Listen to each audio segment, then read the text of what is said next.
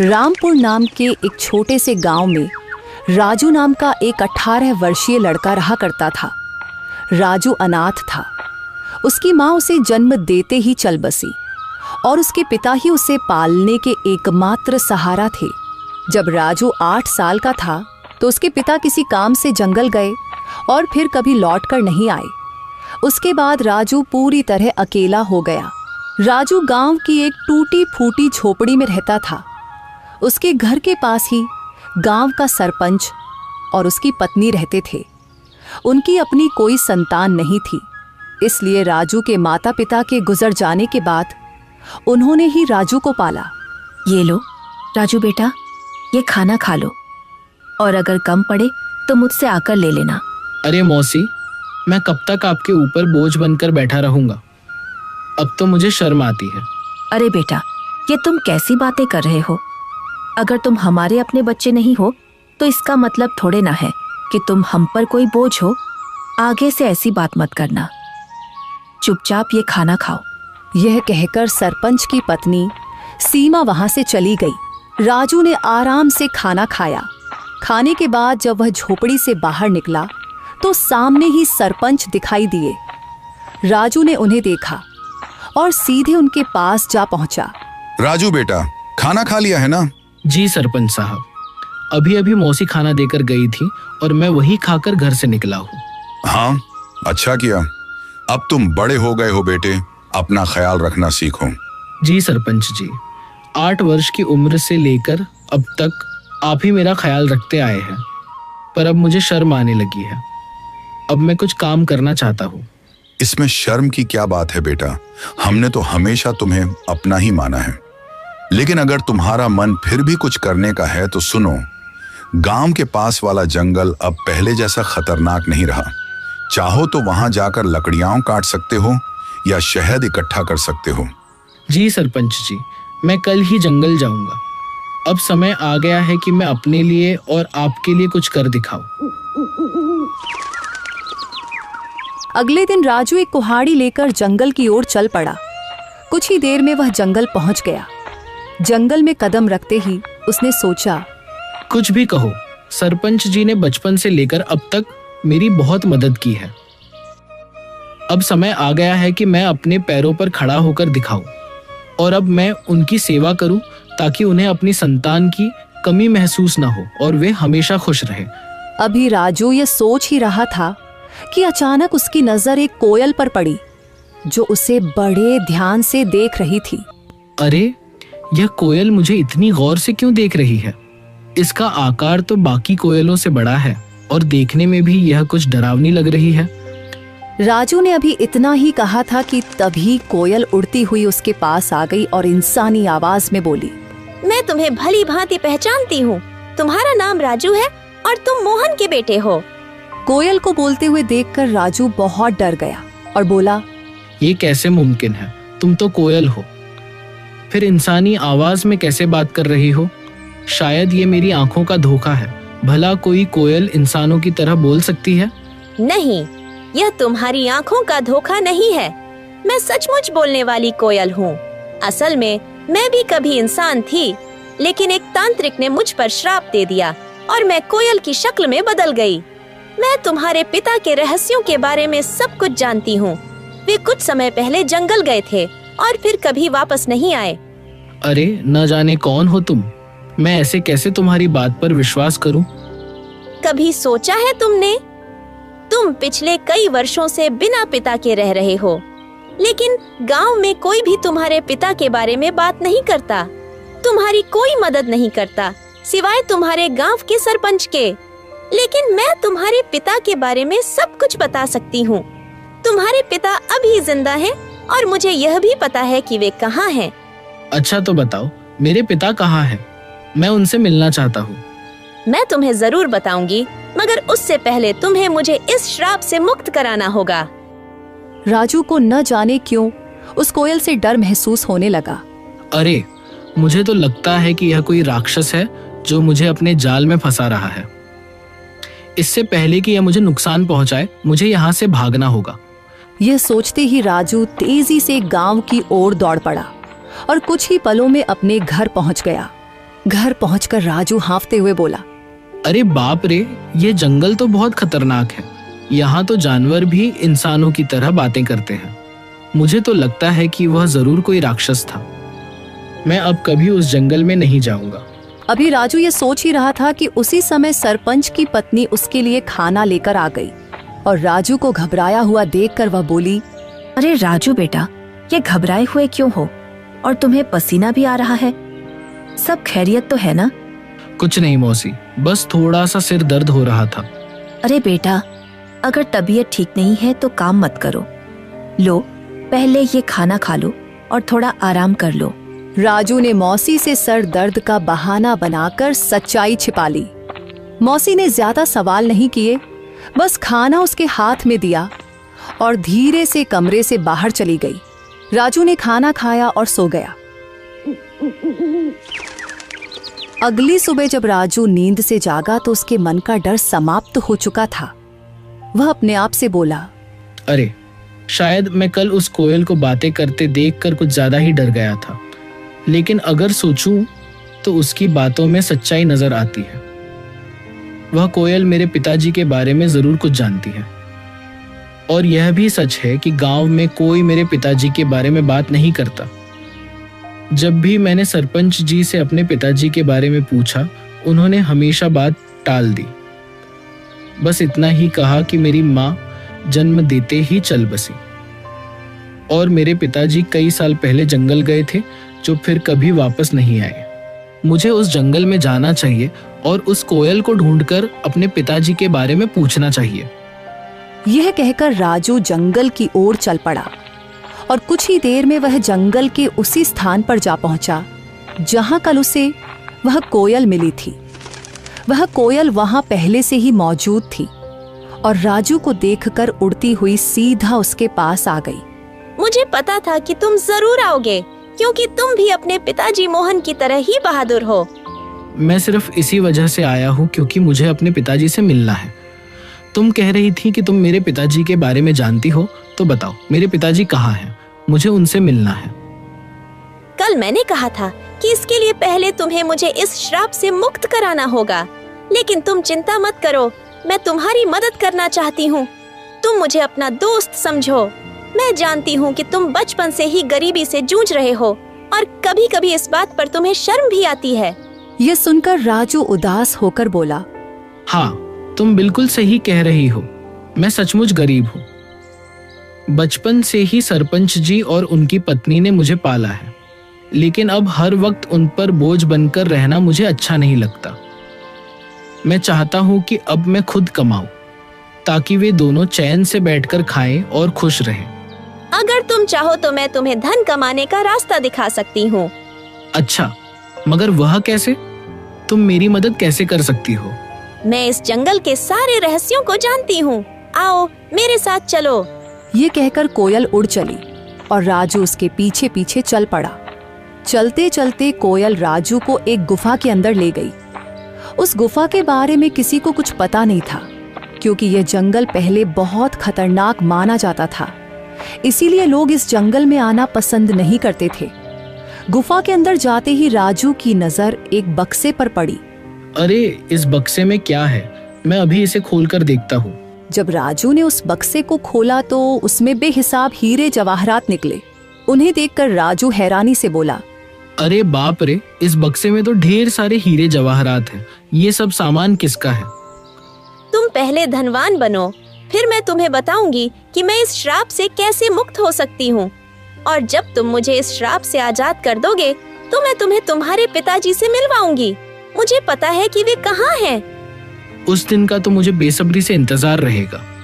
लेकिन एक बात याद रखना, मेरे बारे में किसी को कानो कान खबर नहीं होनी चाहिए। अगर किसी को पता चल गया तो तुम्हारे लिए अपने पिताजी से मिलना मुश्किल हो जाएगा। राजू वह बक्सा उठाकर अपने घर की ओर चल पड़ा। घर पहुंचकर उसने बक्सा एक तरफ रख दिया। इतने में सरपंच और उनकी पत्नी राजू के लिए खाना लेकर आए। जब उन्होंने एक तरफ रखा हुआ बक्सा देखा तो सरपंच ने राजू से पूछा, राजू बेटा, ये बक्सा कहाँ से आया और इसमें क्या है? सरपंच के पूछने पर राजू को कुछ समझ नहीं आया कि कि वह सरपंच साहब को क्या जवाब दे। इतने में सरपंच की बीवी ने बक्सा खोला और उसमें कीमती हीरे और जवाहरात देखकर बोली, राजू बेटा, तेरे पास ये इतने हीरे और जवाहरात कहाँ से आए हैं? राजू उन्हें सब कुछ सच बता देता, लेकिन वह कोयल की बातें याद कर रहा था जिसने उसे सख्ती से मना किया था, इसलिए उसने कुछ और ही बता दिया। मौसी, मैं जंगल में लकड़ियां काटने गया था। लकड़ियां काटते काटते मैं काफी आगे निकल गया और वहां मुझे एक गुफा दिखाई दी। जब मैं उस गुफा के अंदर गया तो वहां मुझे यह बक्सा दिखाई दिया। मैंने उसे वहीं से उठाया और घर ले आया। राजू, तुमने यह ठीक नहीं किया। हो सकता है ये सारे हीरे जवाहरात बादशाह के हों। शायद उसने इन्हें वहां सुरक्षित रखा था। अगर यह बात कहीं बादशाह तक पहुंच गई तो वह हमें सख्त सजा देगा। सरपंच के मन में गहरा डर बैठ गया था। अगर यह बात किसी तरह बादशाह तक पहुंच गई तो वह हमें सख्त सजा देगा। इससे पहले कि यह बात बादशाह तक पहुंचे कि किसी ने उसका सोना चुरा लिया है, हमें तुरंत यह सोना बादशाह के पास पहुंचा देना होगा। सरपंच की बातें सुनकर राजू ने सोचा, अब सरपंच जी को कैसे बताऊं कि ये हीरे और जवाहरात बादशाह के नहीं हैं? ये तो मुझे वही कोयल ने दिए हैं। लेकिन अगर मैंने सरपंच साहब को कोयल के बारे में बता दिया तो मेरे लिए अपने पिताजी से मिलना मुश्किल हो जाएगा और मेरे लिए इन हीरे और जवाहरात से ज्यादा अपने पिताजी से मिलना जरूरी है। राजू के लिए इन हीरे और जवाहरात से ज्यादा अपने पिताजी से मिलना जरूरी था, इसलिए वह सरपंच के कहने पर बादशाह को हीरे और जवाहरात देने के लिए राजी हो गया। ठीक है सरपंच साहब, जैसा आप कहे, हम अभी यह बक्सा बादशाह को दे आते हैं। यह कहकर राजू ने वह बक्सा अपने सर पर उठा लिया। फिर वह और सरपंच बादशाह की ओर चल पड़े और कुछ ही देर में वे बादशाह के दरबार में दाखिल हो गए। बादशाह के सामने बक्सा रखकर सरपंच ने कहा, बादशाह सलामत। ये लड़का मेरा पड़ोसी है। ये लकड़ियां काटने जंगल गया था और वहां एक गुफा में इसे यह हीरे जवाहरात का बक्स मिला। हमें शक हुआ कि शायद यह आपका ही है, इसलिए हम इसे फौरन आपके दरबार में ले आए हैं। यह सब सुनकर बादशाह के दिल में लालच जाग उठा, क्योंकि वह जानता था कि यह बक्सा उसका नहीं है। लेकिन इतने कीमती हीरे जवाहरात देखकर उसके मन में यह ख्याल आया, ये हीरे जवाहरात असल में मेरे नहीं हैं, मगर जब ये किस्मत से मेरे पास आ ही गए हैं तो मैं इन्हें बेकार क्यों जाने दूं। बेहतर यही होता है कि मैं इन लोगों को इसके बदले कुछ इनाम दे देता हूं ताकि वे खुश हो जाएं और ये खजाना भी मेरे पास ही सुरक्षित हो जाए। ये सोचकर बादशाह ने उनसे कहा, हाँ, यह बक्सा मेरा ही है। मैंने ही इसे वहां सुरक्षित किया हुआ था, लेकिन तुम दोनों ने ईमानदारी से यह संदूक मेरे दरबार में लाकर बहुत अच्छा किया है। मैं तुम्हारी इस सच्चाई से खुश हूं, इसलिए तुम्हें इनाम दिया जाएगा। ये कहकर बादशाह ने अपने सिपाहियों से कहा, सिपाहियों, यह संदूक इनसे ले लो और खजाने में रख दो। और हाँ, इन्होंने ईमानदारी का सबूत दिया है, इसलिए मेरे खजाने से इन्हें इनाम के तौर पर कुछ धन दे दिया जाए ताकि ये खुश भी हो जाए और दूसरों के लिए एक मिसाल भी बने। सिपाहियों ने बादशाह के आदेश पर उनसे वह संदूक ले लिया और उसके बदले इनाम के तौर पर उन्हें कुछ धन दे दिया। सरपंच वह रकम पाकर बहुत खुश था, मगर राजू का दिल बेचैन था। उसे अच्छी तरह मालूम था कि बादशाह झूठ बोल रहा है, लेकिन वह कुछ कह नहीं सकता था क्योंकि कोयल ने उसे अपनी सच्चाई बताने से मना किया था। राजू को डर था कि अगर उसने सच बता दिया तो उसका अपने पिताजी से मिलना मुश्किल हो जाएगा। राजू के लिए दौलत से बढ़कर अपने पिताजी से मिलना जरूरी था, इसलिए वह चुप रहा और फिर दोनों इनाम की रकम लेकर अपने घर की ओर चल पड़े। राजू सरपंच के साथ उसके घर चला गया और घर पहुंचकर उसने अपनी रकम भी सरपंच को दी और कहा, सरपंच जी, ये रकम भी आप ही रख लीजिए। आपने हमेशा मेरी देखभाल की है और मुझे खुशी है कि ये रकम आपके काम आएगी। सरपंच को वो रकम देकर राजू वहां से चला गया और अगले दिन सुबह होते ही राजू फिर से जंगल की ओर चल पड़ा और कुछ ही देर में वह जंगल की उसी जगह पहुंच गया जहां उसे वह कोयल मिली थी। तभी वहां एक साधु आ पहुंचा जो एक बरगद के नीचे बैठा था। उसने राजू से पूछा, अरे बेटा, तुम कौन हो और इस जंगल में क्या कर रहे हो? मैं मोहन का बेटा हूँ और मैं इस जंगल में आता जाता रहता हूँ। ये सुनकर साधु चौंक तो गया मगर कुछ नहीं बोला और चुपचाप वहां से चला गया। साधु के जाते ही कोयल उड़ती हुई वहां आ पहुंची। वह साधु तुमसे क्या कह रहा था? कुछ नहीं, वह बस पूछ रहा था कि तुम कौन हो और यहाँ क्या कर रहे हो। मैंने बताया कि मैं मोहन का बेटा हूँ और यहाँ आता जाता रहता हूँ। यह साधु असल में एक धोखेबाज है। उसने सिर्फ साधु का वेश ओढ़ रखा है, लेकिन अंदर से वह एक शैतान है। मुझे उस साधु से कोई मतलब नहीं है। मुझे सिर्फ तुम और अपने पिताजी की परवाह है। बस तुम बताओ कि मैं तुम्हें उस श्राप से कैसे मुक्त करवा सकता हूँ। अच्छा, तो चलो फिर मेरे साथ। वह राजू को एक गुफा के अंदर ले आई जहाँ एक शीशे की बोतल पड़ी थी जिसमें जल भरा हुआ था। कल पूर्णिमा की रात है। तुम्हें आधी रात को इसी जगह आकर आंखें बंद करके उस बोतल को तोड़ना होगा। बोतल टूटते ही मैं शराब के प्रभाव से मुक्त हो जाऊंगी और फिर तुम्हें यह राज बताऊंगी कि तुम्हारे पिता कहाँ हैं। क्या मैं इस बोतल को अभी तोड़ दूं? नहीं, कल पूर्णिमा की रात है। तुम इसे सिर्फ कल ही तोड़ सकते हो।